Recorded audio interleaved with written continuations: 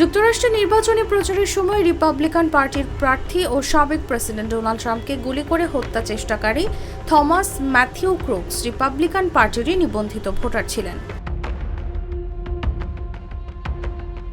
CNN সহ একাধিক মার্কিন সংবাদ মাধ্যম তাদের প্রতিবেদনে এই তথ্য জানিয়েছে। ক্রুকসের অঙ্গরাজ্য পর্যায়ের একটি ভোট সংক্রান্ত নথি অনলাইনে ছড়িয়ে পড়েছে। তাতে দেখা গেছে তার জন্ম 2003 সালের 20 সেপ্টেম্বর।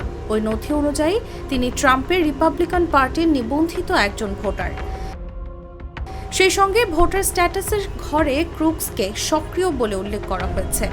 স্থানীয় গণমাধ্যমগুলোর তথ্যানুযায়ী ক্রুকস 2022 সালে বেথেল পার্ক হাই স্কুল থেকে স্নাতক পাশ করেন।